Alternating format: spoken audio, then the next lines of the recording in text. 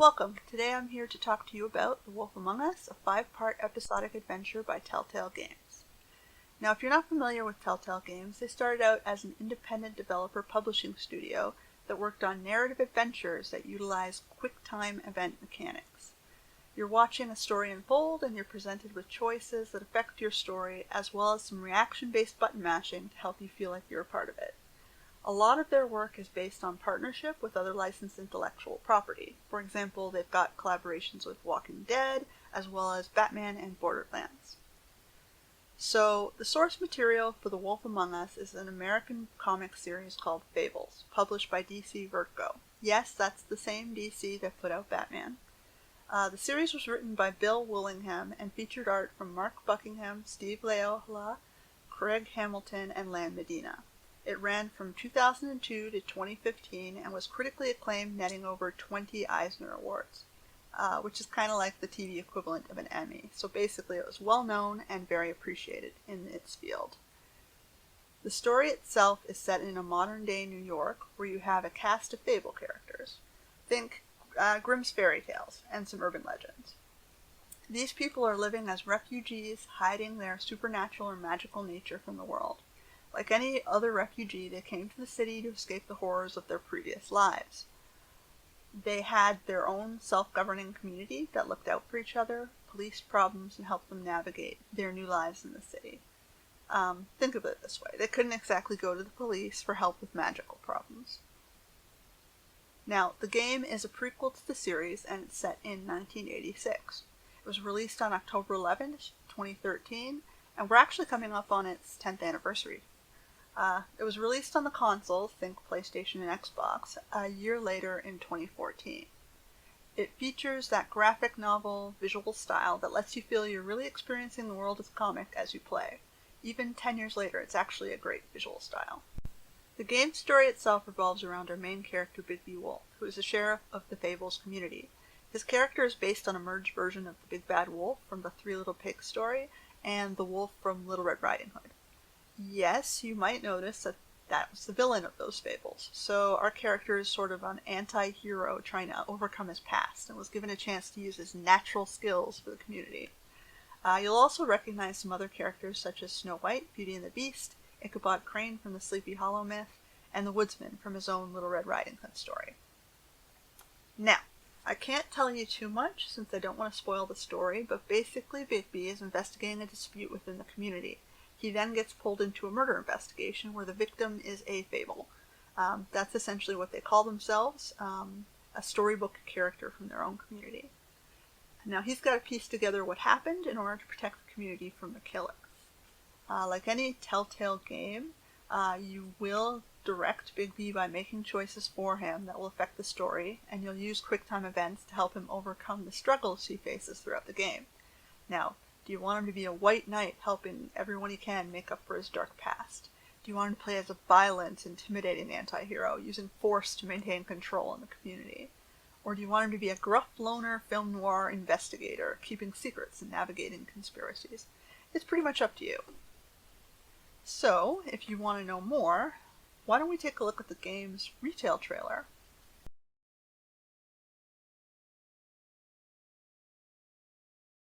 Rated M for mature.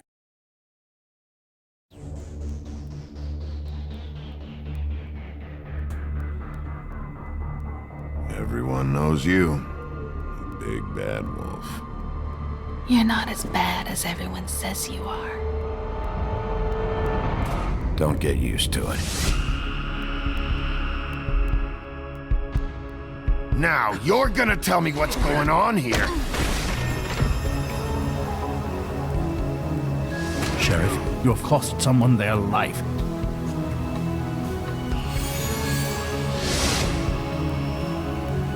Things are worse off than they've ever been. I said be nice, or you wait outside.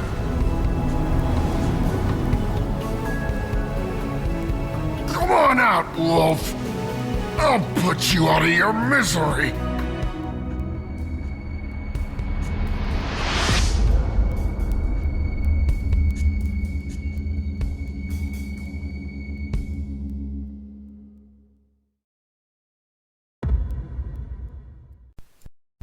Okay, so how is this game still relevant even after 10 years?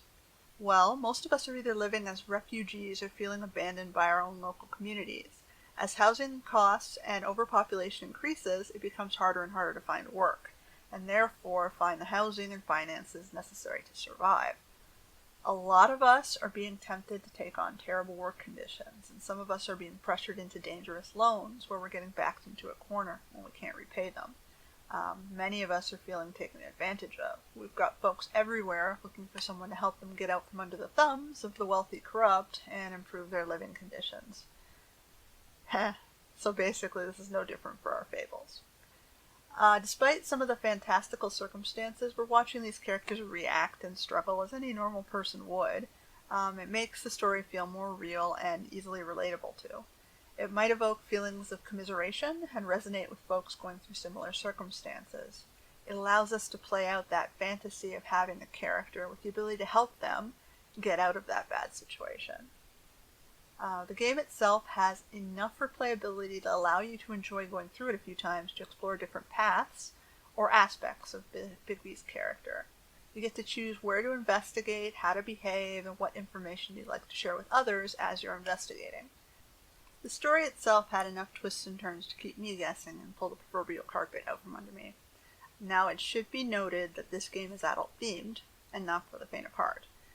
It is a murder investigation story, and many of the circumstances are violent and downright depressing. You might find yourself bluntly hit in the face with what's going on, but that said, this gritty take on a fantastical murder mystery was not actually meant to be superficial. It's not feel-good rainbows and unicorns type thing. It was meant to actually hurt a little. So the game and its story does the job.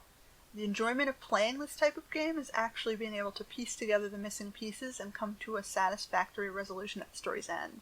That's the proverbial light at the end of a very dark tunnel.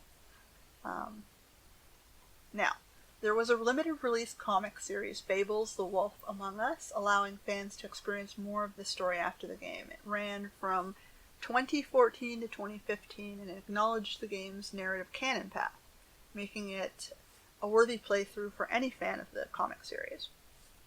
The game lets you experience that path as well as the what-if alternative realities, maybe letting you play out your personal preferred ending instead. For those of us who did enjoy the series or the first game, there is a sequel Telltale game being made to be released in 2024. So playing the game over now, in 2023, let me refresh my memory and prepare for the opportunity to revisit the world and Bigby's struggle in it. I, for one, look forward to seeing more. I definitely recommend playing the game for anyone who's interested in fairy tales, murder mysteries, or narrative QuickTime adventures. Let's close off the review by watching the trailer for the sequel.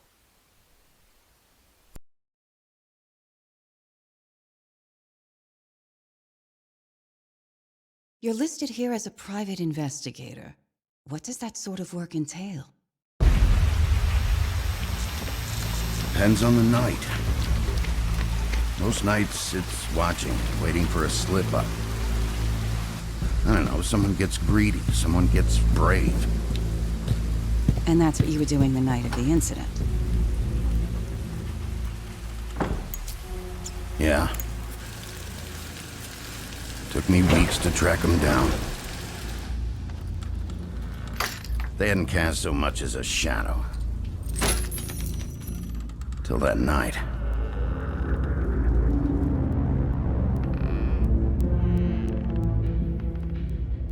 You've been hesitant to share with us.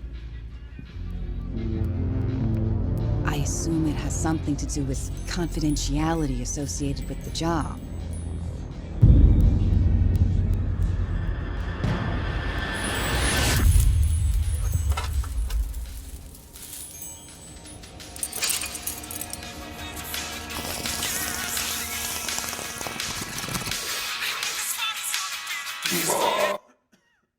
Something like that.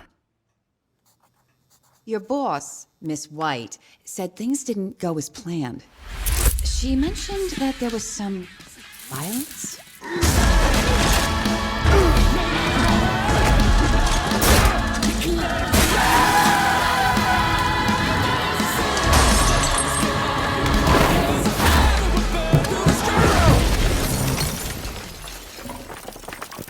In the moments when you find yourself losing control.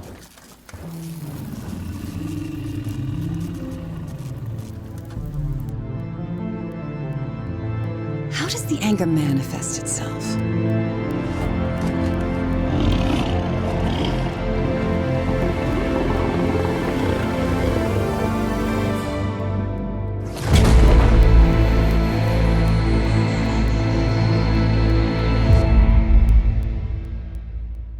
Now, after all that, if you're interested in purchasing a copy of the game, you can find it on one of these store platforms, as well as you could order it for the consoles. That's it for today on Musings of Rin. If you want to leave comments in the comment section to be a part of the discussion, we welcome them. Have a good day.